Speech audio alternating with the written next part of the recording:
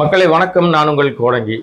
தஞ்சாவூர்ல வழக்கம் போல விஜயனுடைய அந்த பிரச்சாரத்தை நீங்கள் கேட்டிருப்பீர்கள். நிர்வாகிகளுடைய சந்திப்பு கூட்டம்னு சொல்லிட்டு ஒரு கூட்டத்தை நடத்தினார் இல்லையா? வழக்கம் போல வேலூர்ல என்ன பண்ணாரோ அதே மாதிரி ஒரு கூடாரம் போட்டு அந்த பஸ்ஸை உள்ள நிப்பாட்டி ஒரு 5000 பேருக்குள்ள கூட்டி ஒரு கூட்டத்தை ஒன்று நடத்தியிருக்காரு. அந்த பேச்சினுடைய சாராம்சம் முழுக்க முழுக்க வழக்கம் போல அதே டிப்பிக்கல் பேச்சு தான். எப்போ கேட்டாலும் இப்படிதான் நீ சொல்லணும். தூக்கத்தில் அடிச்சு எழுப்பி கேட்டா கூட திமுக எதிர்ப்பு, திமுக தீய சக்தி, இதை தவிர வேற எதுவும் சொல்லக்கூடாது. ஸ்டாலின் சார் அதுதான் சொல்லணும், இந்த ஸ்டாலின் அங்கிள்லாம் சொல்லக்கூடாது, எல்லாம் மாத்திக்கணும் அப்படின்னு சொல்லி விஜய்க்கு இப்போ என்ன நரேட்டிவ் செட் பண்றதுக்கு கொடுத்துருக்காங்களோ அந்த கான்செப்ட் படி அங்க எழுதி கொடுத்ததை படிச்சாரு. அவரு படிச்சாரு, பேச்சு கிடையாது. நீங்க யாராவது விஜய் பேசினார்னு நீங்க யோசிச்சீங்கன்னா அது இல்லைங்க. அவர் படிச்சாரு, அது தப்பு இல்லை. எழுதி வச்சு படிக்கிறத நான் குறையா சொல்லவே இல்லை, அது தப்பே கிடையாது. ஆனால் அந்த பேச்சினுடைய சாராம்சத்துல அந்த வந்திருந்த 4000 பேரோ 5000 பேரோ அந்த மக்களுக்கு என்ன அரசியல் சொல்லி கொடுத்தாரு அப்படின்னா ஒரு ஆணியும் இல்லை. வழக்கம் போல அதே மாதிரி திமுக தீய சக்தி, அவங்க பொய் சொல்றாங்க, அவங்க உருட்டுறாங்க, அவங்களுக்கு இதுதான் செய்ய தெரியும், அவங்களுக்கு கொள்ளடிக்க தெரியும். 2 பேரும் சேர்ந்துக்கிட்டு இவங்களை அடிக்கிறாங்களாம். அதாவது யாருன்னா அதிமுகவும் திமுகவும் சேர்ந்துக்கிட்டு நான் அடிக்கிற மாதிரி நான் பண்றேன், நான் எஸ்ஓபி போட்டு அவனை நசுக்கிறேன், ஒடுக்குறேன், நீ இந்த மாதிரி பேசி அவனை காலி பண்ணு அப்படின்னு சொல்லி விஜயினுடைய வளர்ச்சியை பார்த்த உடனே 2 பேரும் அப்படியே பயங்கரமா பொறாமையில பேசுறதா இவர் நினைச்சுக்கிட்டு பேசியிருந்தாரு. அதெல்லாம் நீங்க பார்த்திருப்பீங்க.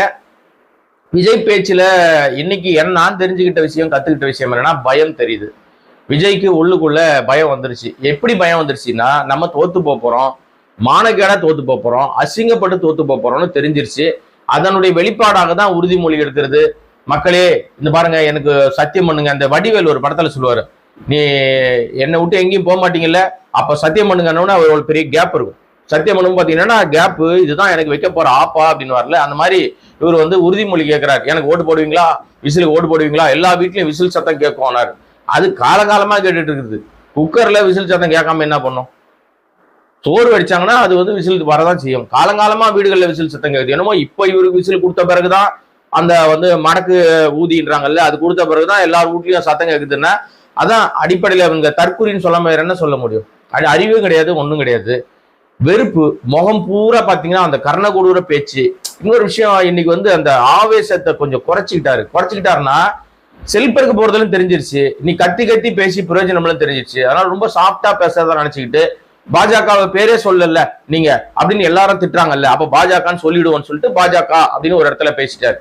பாத்தியா என் தலைவன் பாஜகவை எதிர்த்து பேசிட்டாருன்னு அந்த மடக்கி ஊதிட்டு இருக்கிற கோஷ்டிகள் இதை சொல்லுவானுங்க. என்னடா பாஜக எதிர்த்துட்டாரு அப்படின்னா, பாஜகன்னு பேர் சொல்லிட்டாரு, அதே பெரிய எதிர்ப்பு தானே. அப்புறம் ஒன்றிய அரசுன்னு ஒரு இடத்துல சொல்லிட்டாரு, இதை கவனிக்கலையா நீங்க? அவருடைய பேச்சுல 2 இடத்துல பாஜகவை நேரடியாக அட்டாக் பண்ணாரு அப்படின்னு அந்த மடக்கி ஊதி இந்த சப்போர்ட் பண்ணிட்டு இருக்கிற கோஷ்டி கும்பல், ஜால்ரா கோஷ்டிகள், அது இணையத்துல காசு வாங்கிட்டு கூவுற கோஷ்டிகள் பேச ஆரம்பிச்சிருவானுங்க. இவன் என்னமோ பெருசா நாட்டை திருத்துற மாதிரி, வீட்டை திருத்தறதுக்கே வழி இல்லை இவனுக்கு. இவ்வளவு பேசுறாரு, வீடு நாடுதான் எனக்கு, தமிழ்நாட்டுக்கும் ஸ்டாலின் சாருக்கும் தான் போட்டியா?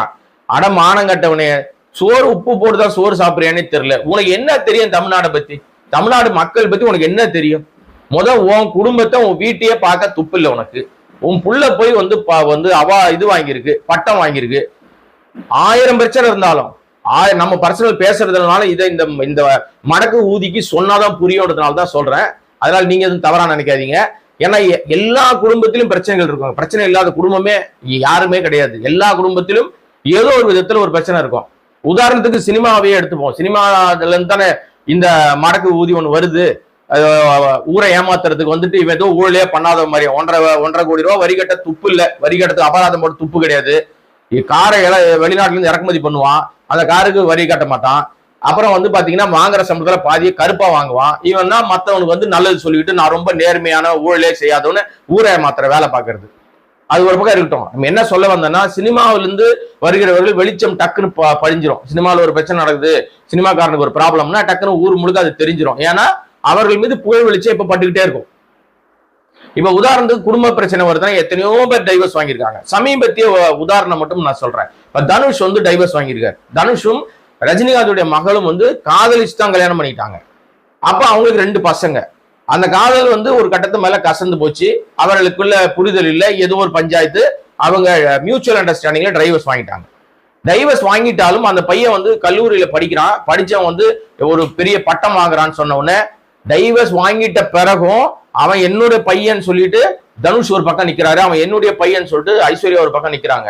ரெண்டு பேரும் அம்மா அப்பா, அவங்க தானே அம்மா அப்பா, ரெண்டு பேரும் நின்று அந்த பையனை வந்து மகிழ்ச்சியாக அந்த அந்த பட்டம் வாங்கின தருணங்களை வந்து கொண்டாடிக்கிறாங்க. சார் இவங்களுக்குள்ள பெரியவங்களுக்குள்ள 1008 முரண் இருக்கும் சார். குழந்தைங்க என்ன பண்ணாங்க, மானங்கட்டவன் தமிழ்நாடே என் ஊடு, எல்லாரும் நான் வந்து அண்ணன் தம்பி அக்கா தங்கச்சி மாமா மச்சான்னு பேசுறானே, சொந்த புள்ள அது பட்டம் வாங்கியிருக்கு, போய் நிக்க துப்பு கிடையாது, மத்தவன் வந்து பேச வந்துட்டான். கொஞ்சமாவது காமன் சென்ஸ் இருக்கணுங்க, அறிவு இருக்கணும் கொஞ்சமாவது. எப்ப பார்த்தாலும் ஸ்டாலின் முதுக சொரிஞ்சுக்கிட்டே இருக்க கூடாது. மக்களுக்கு அவர் நல்லது பண்ணா அவரை உட்கார வைக்க போறாங்க. திரும்ப வந்ததா சரித்திரமே இல்லையா? இப்படித்தான் ஏன் சொல்லியிருந்தாங்க போன வாட்டி, போன 21 தேர்தல்ல நான் சொல்லக்கூடாது, இருந்தாலும் நான் பதிவு பண்றேன். ஏன்னா இந்த மடகு ஊதிக்கு இது சொன்னாதான் புரியும். அது இந்த மானங்கட்ட ஜென்மம் அப்பா அம்மா ரெண்டு பேரும், அவங்களாலதான் நீயே பிறந்த. இந்த விஜய் தான் சொல்றேன் நானு, அப்பா அம்மா ரெண்டு பேரும் அனாத மாதிரி போயிட்டு அவங்களுக்கு அந்த அந்த என்ன சொல்லுவாங்க, திருக்கடையூர்ல போய் ஒரு திருமணம் ஒண்ணு பண்ணாங்க. 60 வயசு தாண்டிட்டா அதை செய்வாங்க இல்லையா, அந்த மாதிரி ஒரு விஷயத்த பண்ணும்போது அந்த இடத்துல கூட 60 வயசோ 80 வயசோ அந்த இடத்துல கூட அவங்க ரெண்டு பேரும் தான் உட்கார்ந்துருக்காங்க, யாருமே இல்லை. ஆனா பாத்தீங்கன்னா உங்களுக்கு வந்து இவரு தான் அப்படியே குடும்பத்தை நேசிக்கிறவரா, தமிழ்நாடே குடும்பமா, ஒவ்வொரு ஊடும் குடும்பமா, எல்லா வீட்லயும் விஜய் இருக்காரா, எல்லா வீட்லயும் விஜய் தான் இருக்கதான் செய்வாங்க. நீ உன் குடும்பத்தை முதல்ல பாத்திருக்கியா? அப்பா அம்மாவை மதிக்கல, பொண்டாட்டிய மதிக்கல, புள்ளைய மதிக்கல, பொண்ணை மதிக்கல, உன்னை எப்ப நான் நம்புறது? நீ ஏன் நம்பர் 1 துபாக்கூர் 420 தானே இருக்கிற? குடும்பத்தை பார்க்காத உன்னை என்ன மானாவுக்கும் நான் மரியாதை கொடுக்க வேண்டியிருக்கு? அந்த பிள்ளை வந்து பட்டம் வாங்குதுங்க, இவன் பெத்த பிள்ளை தானே அது. அண்ணங்காரன் தான் போய் கட்டி பிடிச்சி பாராட்டுறான், வாழ்த்துறான். ஒரு அப்பனா போய் நிக்க வேணாம்? உச்சத்துல இருந்து வந்துட்டாராம், உச்சத்துல இருந்து. என்னத்த உச்சம் கீஷ்ட நீ? அசிங்கமா வருதுங்க நமக்கு. நம்மளாம் அப்படி பேசுற ஆளுங்க கிடையாது, அதனால அப்படி பேசல. நம்ம எல்லா நடிகர்களும் எடுத்துங்களேன், புகழ் வெளிச்சத்துல இருக்க எல்லா நடிகர்களும் குழந்தைகள் விஷயத்துல வரும்போது அவங்களே குழந்தை மாறிடுறாங்க. பேரா ஸ்கூலுக்கு போக மாட்டான், அடம் பிடிக்கிறான்னு சொல்லிட்டு போட்டோ போட்டு ரஜினிகாந்த் வந்து கொண்டாடுறாரு. அவர் சைல்டிஷா தெரியும் இல்லையா? என்னங்க குழந்தை அவன் பேர ஸ்கூலுக்கு போல அதை போய் போட்டோ போடுறாரு அப்படின்னா அதுதான் அன்புங்க, அதுதான் அஃபெக்ஷன், அதுதான் மகிழ்ச்சி. கோடி கோடியா காசு இருந்தாலும் காசு மேல பட்டுக்குனாலும் இந்த மகிழ்ச்சி கிடைக்குமா? ஐயோ எவன் அந்த காசை கொள்ளைச்சு நம்ம போட்டு தள்ளுவானு பயம் இருக்கும். ஆனா இது பேரம் பேத்திகள் இருக்கிறது, அம்மா அப்பாவோட இருக்கிறது, மனைவியோட இருக்கிறது, பிள்ளைங்களோட இருக்கிறது, நண்பர்களோட நேரத்தை செலவிடு, இதுதாங்க ஒரு மகிழ்ச்சி. எப்ப பார்த்தாலும் அந்த நயனா நாயந்திர சொன்ன மாதிரி நீ ஒரே வீட்டுக்குள்ளேயே உட்கார்ந்து இருந்தா உன்னை எங்க திருத்துறது? பதிலே வரலையே, பதிலே வரல, சொல்றதுக்கு பயம். உன்னதானே காரி துப்புனார் நயனா நாயந்திரன். முதல்ல அந்த வீட்டை வெளியே வானார்ல, ஒரு நடிகை பேரை சொல்லி சொன்னார்ல, அவர் பேரை சொல்ல கூட துப்பு இல்லை உனக்கு. இப்ப எல்லாரும் சொன்னது உண்மையாச்சு, அவரை திட்டணும் நம்ம எல்லாருமே, நான் கூட திட்டினேன். எப்படி நயனா நாயந்திரன் விஜய் அப்படி சொல்லலாம்? விஜய் தான் நான் தான் கழுவி ஊத்துறேன். ஆனா நான் இந்த விஷயத்துல நீ பர்சனல் பேசக்கூடாதுப்பா, அதான் அவர் தனிப்பட்ட விஷயம், அதுவும் உறுதிப்படுத்தப்படாத விஷயத்த நீ எப்படி சொல்லுவ, தவறா தெரியலையா அப்படின்னு அந்த நடிகை பேர் எப்படி சொல்லுவேன்னு நம்ம வந்து அவர் பேசியது தவறுன்னு சொன்னோம். இன்னைக்கு அவங்க மனைவியே போயிட்டாங்களே நீதிமன்றத்துக்கு. இவன் பிராடு, நம்பர் 1 டுபாகுரிவன், என் புருஷன் சொல்லிட்டு என்னை ஏமாத்துறான், 2021 இருந்து திருட்டு பைய, கள்ள உறவு வச்சுக்கிறான், கள்ளத்தனமா ஒரு கனெக்ஷன் வச்சிருக்கிறான், இவனை நம்பாதீங்க. அதான் அர்த்தம். வீட்டையே பார்க்காத, மனைவிக்கே ஒரு மகிழ்ச்சியை கொடுக்காதவன், பிள்ளைங்களுக்கு ஒரு மகிழ்ச்சியை கொடுக்காதவன் நாட்டை எப்படி திருத்தி கீச்சிருவே நீ? இதுல மீனவர் பாதுகாப்பான், மீனவர் மேல எதுவுமே நடவடிக்கை எடுக்க முடியாத அளவுக்கு ஒரு மாத்தி கீச்சு இங்க இருந்து புரட்டி அப்படியே திருப்பி போட்டுருவாராம். ஆரம்பமா முதல்ல என்ன சொல்லுவாங்க தெரியுமா? விஜய் பேசும் போதெல்லாம் ஊழல் ஒழிப்பேன், ஊழலே இருக்காதுன்னு பேசிட்டு இருப்பாரு. இப்ப பேச்சுல எடுத்து பாத்தீங்கன்னா இது ஒரு ஆரம்பங்க, நாங்க வந்து அதை மாத்துவோம். இவர் நேரா வந்துருவாராம், பனையூர் நீலாங்கரை பங்களால இருந்து கார் ஏறினவுடனே நேரா செஞ்சாஜ் கூட திறந்துருவாராம், போய் உட்கார்ந்து பாராம். அரசியல் தெரிஞ்சா பேசணும், இல்ல அரசியல் தெரியலன்னா கத்துக்கணும். ஆனானப்பட்ட எத்தனையோ ஜாம்பவான்கள் திமுக அழிப்பேன்னு கிளம்பி வந்து காணா போட்டாங்க, அழிஞ்சிட்டாங்க. சரி நான் ஒண்ணு சொல்றேன்னு சொன்னேன்ல, அது ஏன் அதுக்கு முன்னாடி இவ்வளவு பேசுறேன்னா அதான், அதாவது போன 21 தேர்தல்ல 2021 தேர்தல பிரச்சாரம் நிறைய பேர் பண்ணியிருப்பாங்க. அதுல குறிப்பா சில பேர் பண்ண பிரச்சாரம் இன்னைக்கும் எல்லார் மத்தியிலும் அது பரபரப்பா பேசப்படுது. ஸ்டாலினுக்கு கட்டம் சரியில்லை, ஸ்டாலினுக்கு அப்ப முதல்வர் கிடையாது இல்ல, அந்த திமுக தலைவர் ஸ்டாலினுக்கு கட்டஞ்சேரி இல்ல, அவருக்கு ஜாதகத்துல நாங்க பார்த்துட்டோம், ஜாதகத்துல சுக்கர தேசம் கிடையாது, ராஜ யோகம் கிடையாது, இதான் நான் நம்புறது இல்லைங்க, அவங்க சொன்னது சொல்றேன். அரசாலும் தகுதி கிடையாது, அவரு அவ்வளவுதான், அவரு கட்டம் சரியில்லைன்றதுனால அவர் தோத்துருவாரு, அவருக்கு எந்த விதமான அடிப்படை அதிகாரமும் கிடைக்காது அப்படின்னு மேடைக்கு மேடை வந்து பயங்கரமா பேசிக்கிட்டு இருந்த ஒரு ஆளு. நிறைய பேர் பேசினாங்க, அதுல குறிப்பா இவரை நம்ம குறிப்பிட்டு சொல்லவே வேணும். அவர் யார் தெரியுமா? இன்னைக்கு மருத்துவமனையில சிகிச்சையில் இருக்கிற எச் ராஜா, பாஜகவுடைய தேசிய செயலாளர் ஏதோ ஒரு பொறுப்புல இருந்தாரு, அப்புறம் அங்கிருந்து தூக்கி விட்டாங்க, காரைக்குடியில நிப்பாட்டினாங்க, 4 கோடி ரூபாய் வந்து வீடு கட்டிட்டு இருக்காரு குற்றச்சாட்டு வந்துச்சு, தேர்தலுக்கு கொடுத்த நிதியில இருந்து வீடு கட்டிட்டாருன்னு சொன்னாங்க. எப்ப பார்த்தாலும் மத வெறுப்பு பண்ணுவாரு, மத பிரச்சாரத்துல வந்து பயங்கர தீவிரமா இருப்பாரு, மத வெறியோடு இருப்பாரு, ஜாதி வெறியோடு இருப்பாரு. இப்படிப்பட்ட எச் ராஜா சொன்ன உதிர்த்த முத்துக்கள் தான் ஸ்டாலினுக்கு கட்டஞ்சரி இல்ல, முதல்வராகும் தகுதி இல்லை அப்படின்னு 2021 மேடை போட்டு பேசினார்.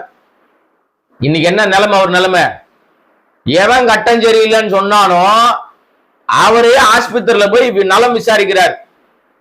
நல்லா இருக்கீங்களா, நீங்க நார்மல் ஆகிட்டு மறுபடியும் வந்து என்ன திட்டணும், வாங்க எந்திரிச்சு வாங்கன்னு போய் மருத்துவமனையில நலம் விசாரிக்கிற மிகப்பெரிய மனிதநேய பண்பாளராக இன்னைக்கு இருக்கிற முதல்வர் ஸ்டாலின் மாறி போயிருக்கார். அன்னைக்கு வந்து வெறும் திமுக தலைவர் ஸ்டாலின், இன்னைக்கு முதல்வர் ஸ்டாலினா இருக்கார். அவர் போய் மருத்துவமனையில பாக்குறாரு. இப்ப எச் ராஜா பின்னாடியே ஒரு கூட்டம் கத்திச்சு கதறிச்சு இல்ல, பயங்கரமா அவர் பேசுறதுலாம் ஒருத்தன் போய் ஆஸ்பத்திரியில் பார்க்கல, ஒருத்தன் கூட எச் ராஜா நல்லா இருக்காரா எப்படி இருக்காருன்னு போய் பார்க்கல, நல்லா விசாரிக்கல. இது எதுக்கு தெரியுமா சொல்றேன்? இந்த இப்ப கிளம்பியிருக்கான் இவன், இந்த மடக்கு உதவியா போனவன் என்ன தெரியுமா சொல்றாரு?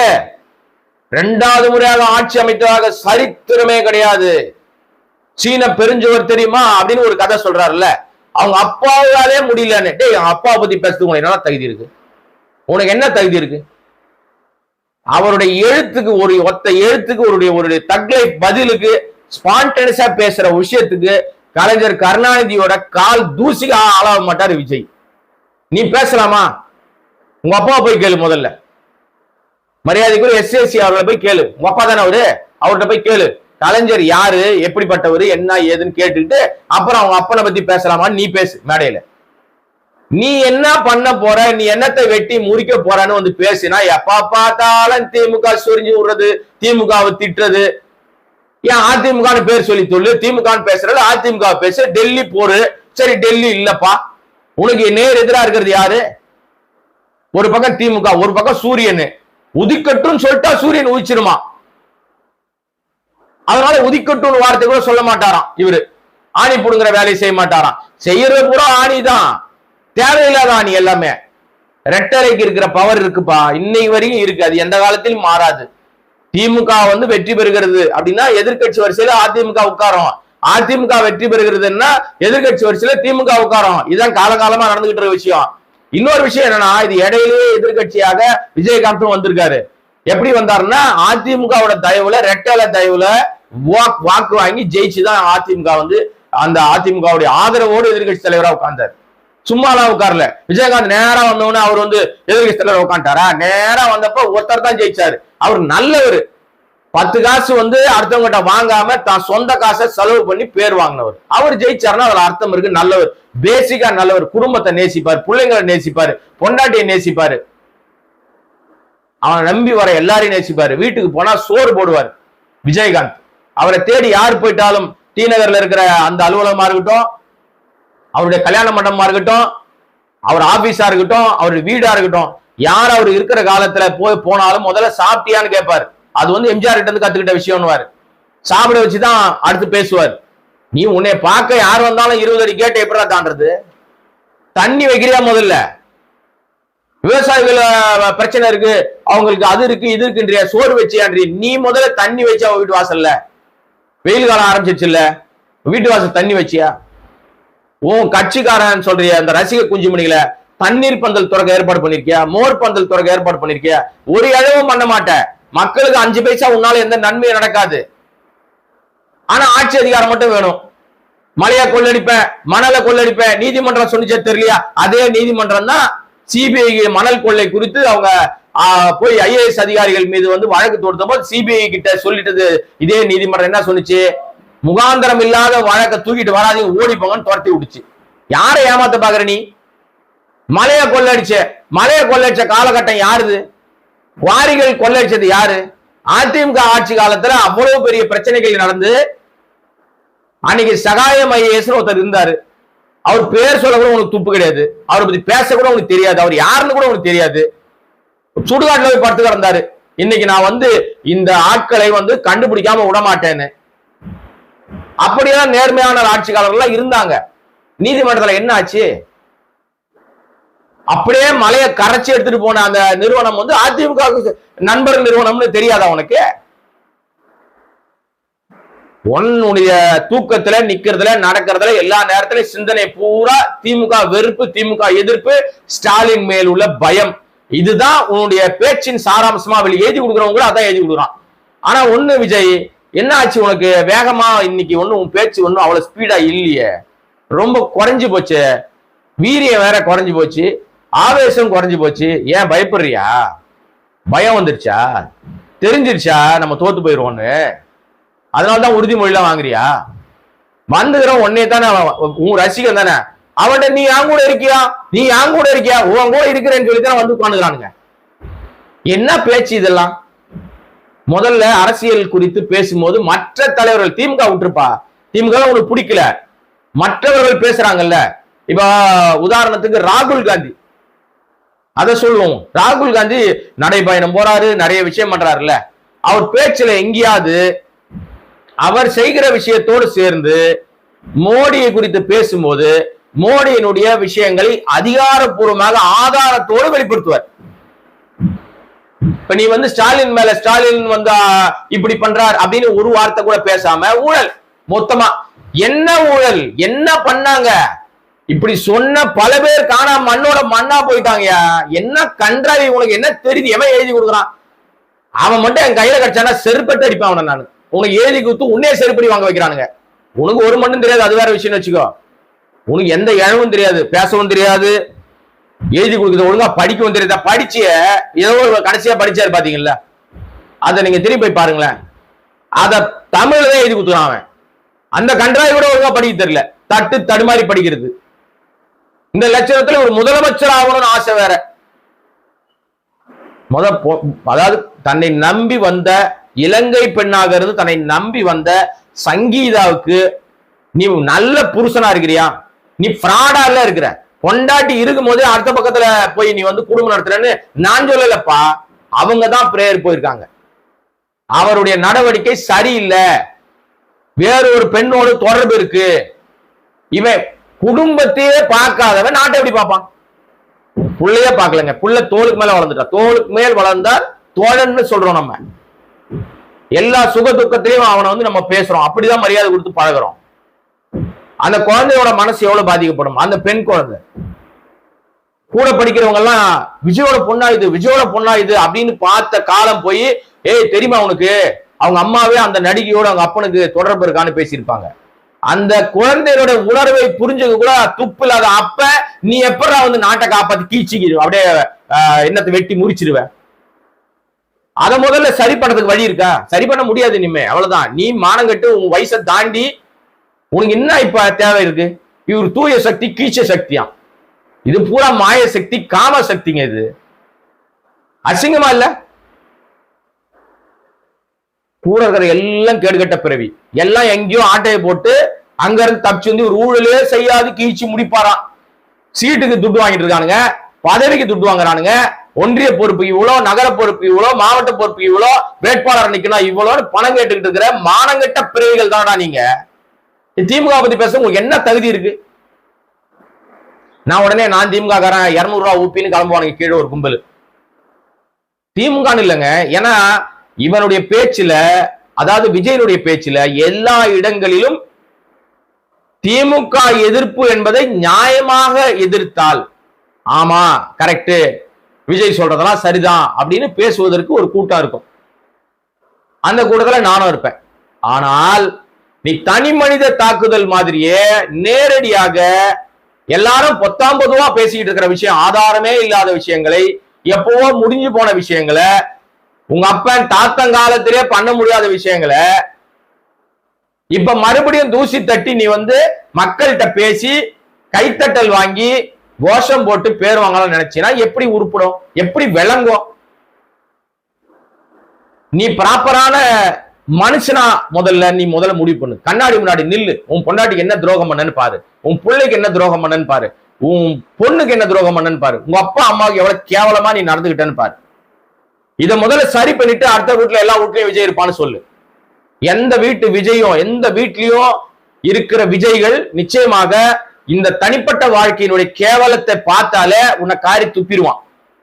உனக்கு அது தெரிஞ்சிருச்சு. நம்ம அசிங்கப்பட்டுட்டோம், அம்பலப்பட்டுட்டோம்.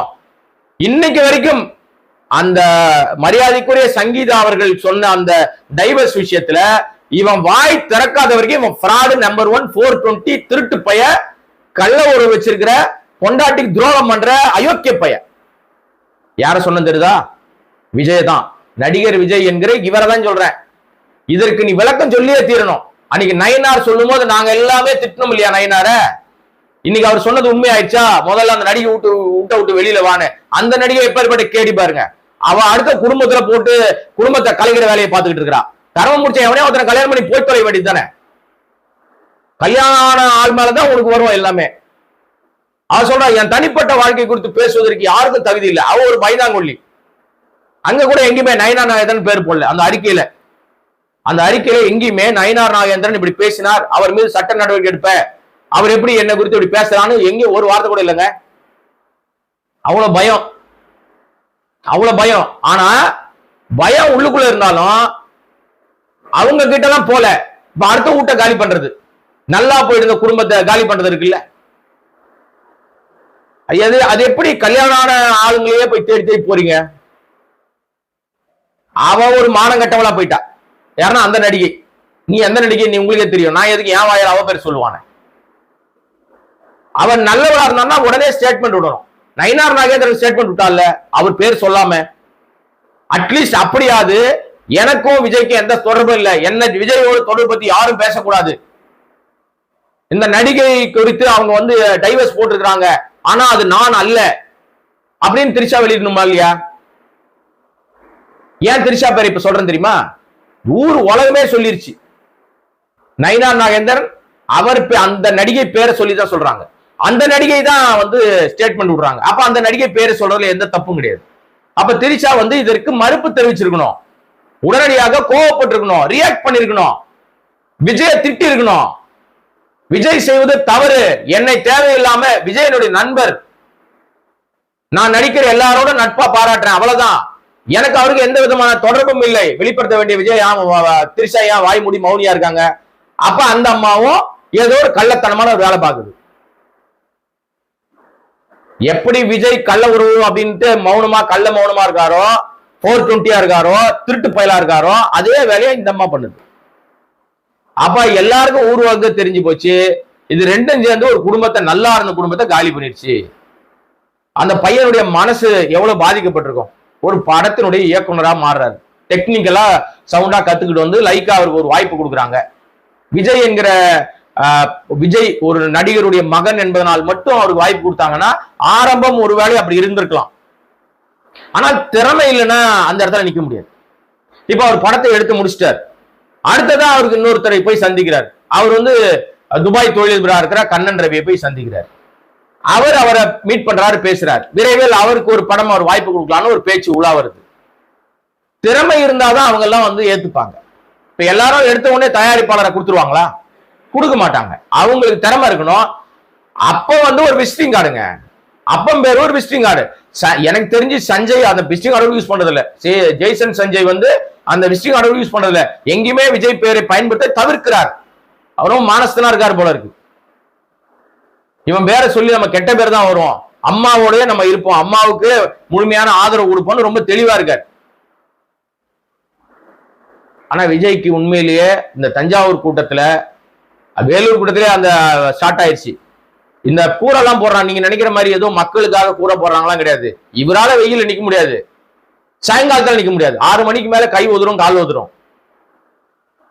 அந்த வெயில நிக்க முடியாம இருக்கிறதுக்காக கூரை போட்டு சீன் போட்டு நடிச்சுட்டு எழுதி கொடுத்த ஸ்கிரிப்டை படிச்சுட்டு டக்குன்னு கார் ஏறி ஓடி போயிடுறது. இதுதான் அங்க நடந்திருக்கு. பின்னாடி வராதானே பின்னாடி போவான். வேலூர்ல அதான் நடந்துச்சு, இங்கேயும் தஞ்சாவூர்லயும் அதான் நடந்துச்சு. இன்னும் தேர்தலுக்கு எவ்வளவு நாள் இருக்கு? இந்த இன்னைக்கு வந்தாரா? வேலூர்ல எவ்வளவு நாளுக்கு முன்னாடி மீட்டிங் போட்டாரு? இப்ப எவ்வளவு நாள் கழிச்சு இங்க போட்டிருக்காரு?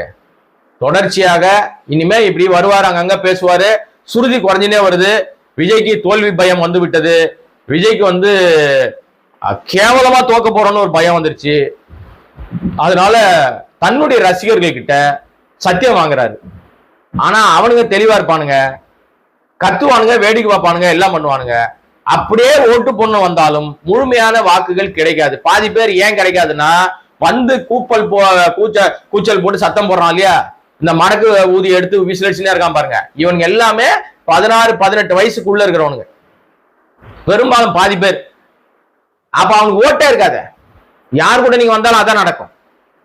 ஆக விஜய் இன்றைய தஞ்சாவூர் கூட்டத்திலும் புதிதாக எந்த விஷயத்தையும் செய்யவில்லை.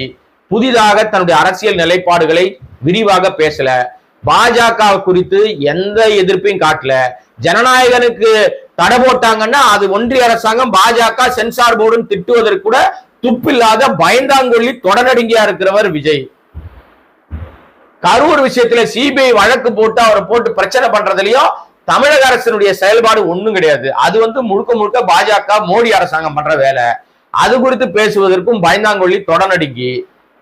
ஆனா ஒட்டுமொத்த பழிய திமுக மேல போட்டுட்டு தான் அதுல இருந்து திமுக மேல பழி போட்டா இங்க ஜெயிச்சிடலாம், இந்த வரலாறு திரும்புகிறது, அப்புறம் வந்து கட்டஞ்சரி இல்லைன்னு சொன்னது, அதுக்கப்புறம் வந்து இவங்களுக்கு சரித்திரமே இல்லை, 2ஆம் முறை ஆட்சி பிடிச்ச சரித்திரமே இல்லைன்னு சொல்றது, இது எல்லாம் உலகமகா உருட்டுக்களுடைய அடுத்த கட்டம்.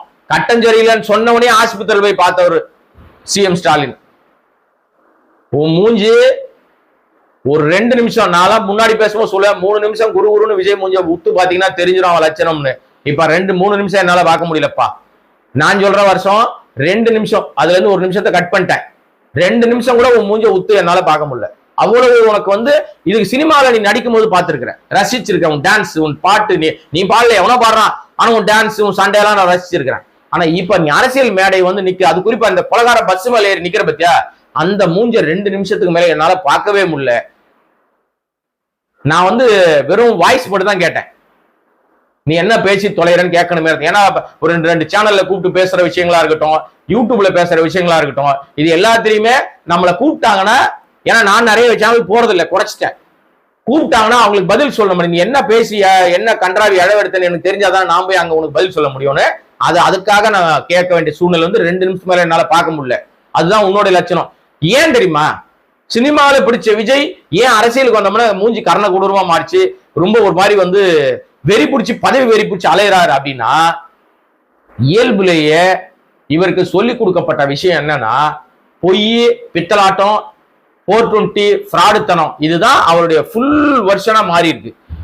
நெகட்டிவிட்டி மூஞ்சில ஏறிட்டாலே தேஜஸ் போயிடும், அழகு குறைஞ்சிரும், வெறுப்பு வந்துடும். நீ விஜய் சொல்லல, ஜென்ரலாவே உங்கள் முகத்துல ஒரு பொலிவு இருக்குன்னா நீங்க இயல்பா இருக்கீங்க, ஜாலியா இருக்கீங்க, ஹாப்பியா இருக்கீங்க, உங்க மைண்ட் ரிலாக்ஸா இருக்கு, மனசு ரொம்ப தெளிவா இருக்கு, ரொம்ப நீங்க வந்து ஹாப்பியா இருக்கீங்க அப்படின்னா உங்க முகத்துல அந்த ஹாப்பினஸ் தெரியும். கஷ்டத்துல இருப்பான், சாப்பாட்டுக்கே வழியில் இருப்பான், இல்லாம இருப்பான், அவன் முகத்துல கூட ஒரு மகிழ்ச்சி தெரியும். அடுத்த வேலை சாப்பாட்டுக்கு வழி இல்லாம இருப்பான், அவன் முகத்துல கூட மகிழ்ச்சி தெரியும். நீ கோடி கோடியா வசூல் பண்ணி வச்சிருக்க, 200 ரூபாய் டிக்கெட்டை 2000 ரூபாய்க்கு வித்து வசூல் பண்ணி வச்சிருக்க, சம்பளத்தை பாதி பிளாக்லயும் பாதி அக்கௌண்ட்லயும் வாங்கி வச்சிருக்க, இப்ப கட்சி ஆரம்பிச்சு வசூல் பயங்கரமா கொட்டுது. அப்படி இருந்தும் உன் முகத்துல மகிழ்ச்சி இல்லாத காரணம் ஏதோ மன அழுத்தம் இருக்கு, உனக்கு ஏதோ பிரச்சனை இருக்கு. நான் கடைசியா அந்த வீடியோல உனக்கு சொல்லி முடிக்கிற விஷயம், குறிப்பா விஜய்க்கு சொல்ற விஷயம் என்னன்னா, தயவு செய்து ஒரு மனநல மருத்துவரை பாரு, அதுதான் உனக்கு சரியான தீர்வாக அமையும். ஏன்னா குடும்பத்தோட ஒட்ட முடியல, உன்னால மக்களோட ஒட்ட முடியல, ரசிக குஞ்சுமணிகளுக்கு மட்டும் பதில் சொல்லிட்டு ஆட்டிக்கிட்டு இருக்கிற. ஆட்டுறது புடுங்குறதெல்லாம் தேவையில்லாம இருக்கு, பேச்சு பூரா வெறுப்பா இருக்கு, பஞ்சு பேசிக்கிட்டே இருக்க. சினிமா பஞ்ச போய் அரசியல்ல பேசினா எடுபடாதுன்னு தெரியல உனக்கு. அதனாலதான் சொல்றேன், ஏதோ மன அழுத்த பாதிப்பில் இருக்கிறார் விஜய். விஜய்க்கு ஏதோ ஒரு மனநல பாதிப்பு மட்டும் இல்ல, வேற ஏதோ பிரச்சனை இருக்கு. ஒருவேளை சுகர் அதிகமாயிட்டா கூட ஆவேசம் வரும், கோவம் வரும், ஒரு கட்டத்துல பிபி அதிகமாய் கத்துவானுங்க. ரொம்ப டயர்ட் ஆயிட்டாங்கன்னா பேச்சே வராது. ரெண்டு எக்ஸ்ட்ரீமெண்ட்லயும் விஜய் பார்க்க முடியுது. அதனால சொல்றேன், உடல் நலத்தில் அக்கறை காணுங்கள். போய் முதல்ல ஃபுல் மாஸ்டர் செக்அப் பண்ணுங்க. உங்க உடல் நலத்து ரொம்ப முக்கியம். ஏன்னா எதிர்த்து பேருக்கு ஒரு ஆள் வேணும். திமுகவை திட்டத்துக்கு ஒரு ஆள் வேணும்ப்பா. திமுகவை திட்டணும், ஒரு ஆள் வேணும், நீ வேணும். அதனால போய் நீ மாஸ்டர் செக்அப் பண்ணு. உன் உடல் நலத்துல அக்கறையோட சொல்றேன் நான். நீ நல்லா இருக்கணும்ன்றதுனால சொல்றேன். அதனால அவர் அதை செஞ்சுட்டு தன் குடும்பத்துக்கு முதல்ல பதில் சொல்லிட்டு தன் மனைவியினுடைய அந்த பிரேயர் என்னன்றதை பார்த்துட்டு முழுமையாக சட்ட ரீதியாக நீங்க விவாகரத்து வாங்கிட்டு அவர்களை ஃப்ரீயா அவங்கள ஆக்கிட்டு அப்புறம் நீ எந்த நடிகையோட எந்த கன்றாவியோட ஊர் சுத்து எவன் கேட்க போறான்? உன்ன கேட்டா அவர் செய்யல இவரை செய்யலான்னு ஒரு சொல்லுவாங்க. அதனால என்ன வேணா பண்ணிட்டு போ, அது பிரச்சனை இல்லை. ஆனால் இதெல்லாம் செய்ய வேண்டியதுக்கு முன்னாடி, அரசியலுக்கு வர்றதுக்கு முன்னாடி, நீ வந்துட்ட கட்சி பதவின்னு அலையறதுக்கு முன்னாடி குடும்பத்தை பார், குடும்பத்துக்கு ஒழுங்குபடுத்து, பிள்ளைய பார், அவனுக்கு ஒரு ஒழுங்குபடுத்து. அதுக்கப்புறம் நாட்டு மக்களுக்கு வா, உன்னை மதிப்பாங்க. மீண்டும் வேறொரு சந்தர்ப்பத்தில் வேறொரு வீடியோவில் சந்திக்கிறேன். இந்த வீடியோ சப்ஸ்கிரைப் பண்ணாம பார்த்துட்டு இருந்தீங்கன்னா சப்ஸ்கிரைப் பண்ணீங்கன்னா இப்போ பல்வேறு விஷயங்கள் பேசுவதற்கு வாய்ப்பாக. நன்றி, வணக்கம்.